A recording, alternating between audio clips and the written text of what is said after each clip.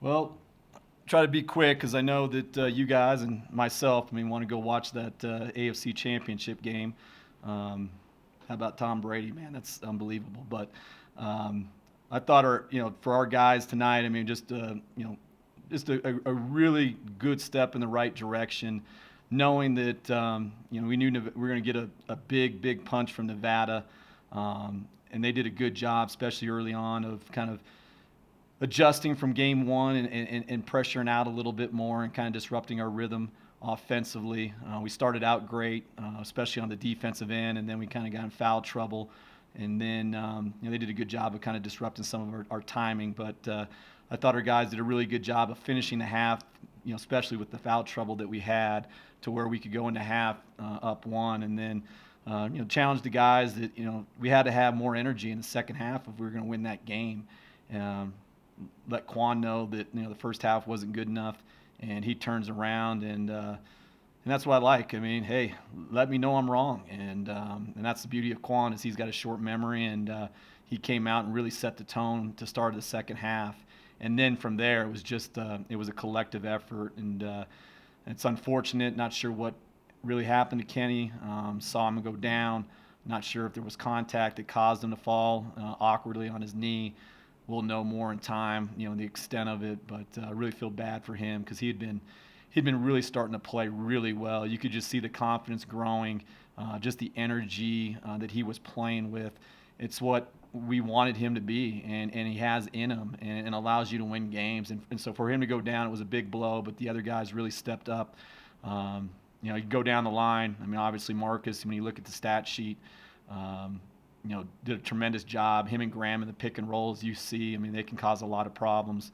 And then Xavier Ducell, he's not scared. Made a big shot there coming out of the timeout, and then challenged Maldo at the 4-minute timeout. Maldo's he's such a good kid, and he's such a smart kid. And sometimes smart kids, they overthink sometimes, or they kind of get in their own head. And I told him, man, hey, we need you to finish this game. Don't worry about the last mistake. We need you to finish, and he did a really good job of attacking that matchup down the stretch, and made a couple big baskets. But overall, defensively, I think we took a big step in the right direction.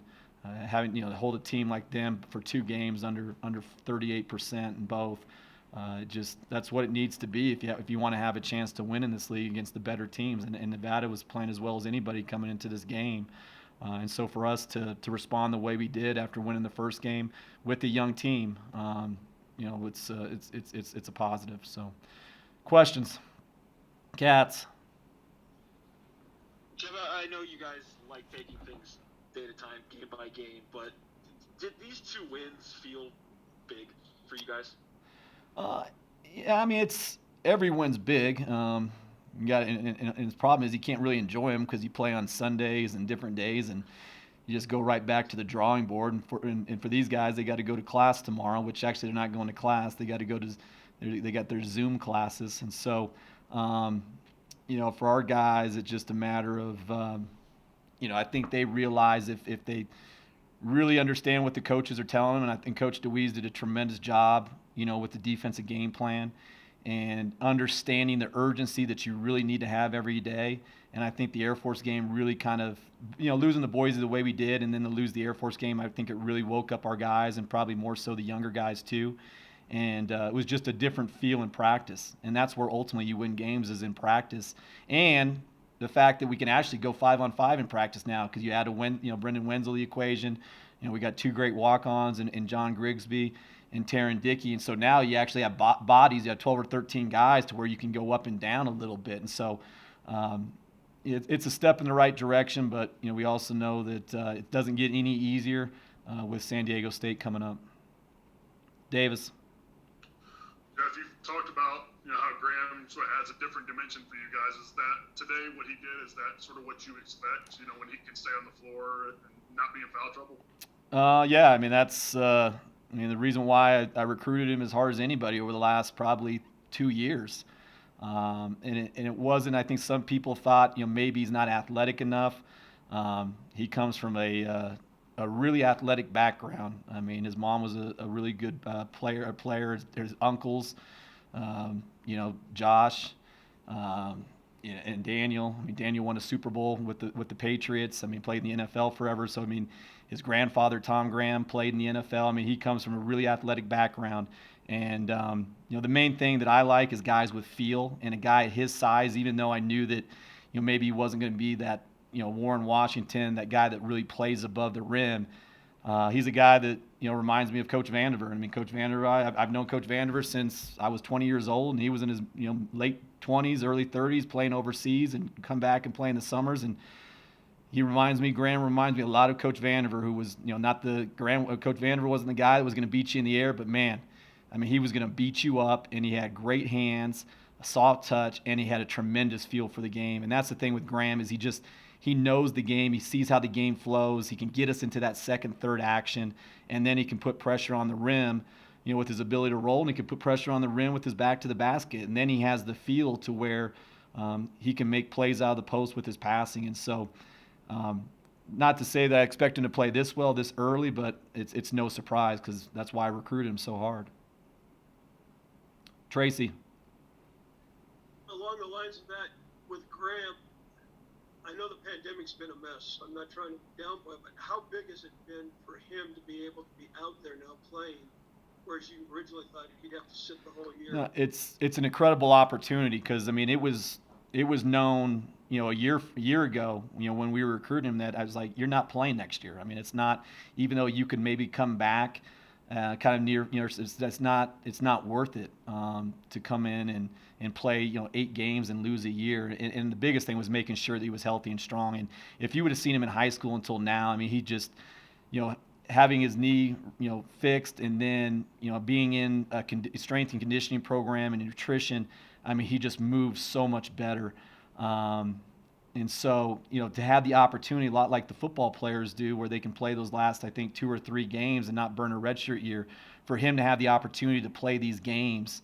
Because it's hard. If he doesn't play this year, I mean, he's almost looking at 2 years before he plays again. And that's hard. And so for him to take advantage of the fact that he can play this year and still be a freshman, it's only going to pay off in the long run. Because as you can see, I mean, with the experience that these young guys are getting, that's how you get better. In recruiting, sometimes people fool you with player development, but players really develop when they play a lot of minutes. And those guys are getting that, and that's going to allow them just to continue to get better this year and moving forward. Davis. Jeff, Graham was saying that you guys had talked about playing him about 10 minutes, and he plays 22 today before fouling out. I'm curious, just what are you comfortable with him minute-wise? Can he play more than that? No, it's just with the foul trouble that Hunter had, and then I mean ultimately it's up to Graham. As I told him, I mean me and him have a really close relationship, and he knows that I'm not going to put him in harm's way. I mean, that's the last thing I'm going to do.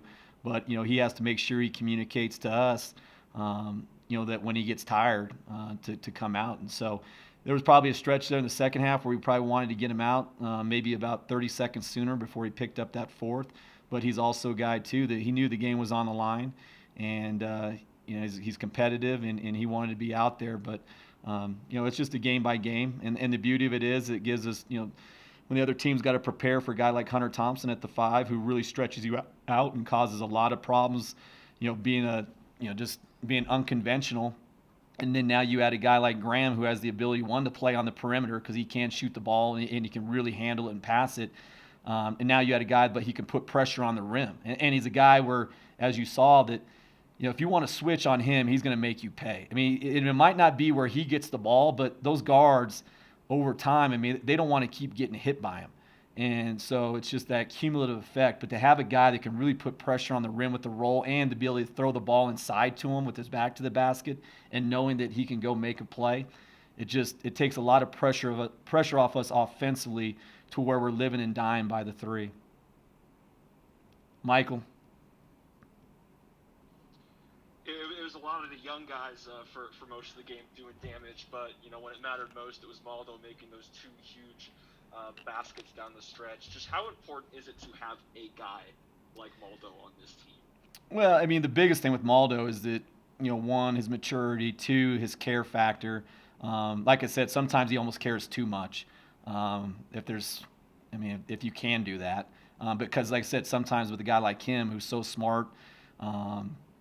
and such a thinker that sometimes I said those guys can get in their own heads, and that's where I really told him at the end there, because he had a couple, he had a turnover that was just not sure how it happened, but I'm like, we need you to finish this game. Like, we need you to be a guy that closes. And the matchup presented itself, and he responded. And that's what he wants to do. I mean, he wants to leave a legacy here, just like Thompson. The easy thing for them to do when I got the job and it was to say, hey, that we're going to go and see if something else is different because we're tired of this. But those guys, I mean, they're all about being a Cowboy, and they want to leave their mark. And I'm glad that I can hopefully help them try to leave that mark and leave that legacy.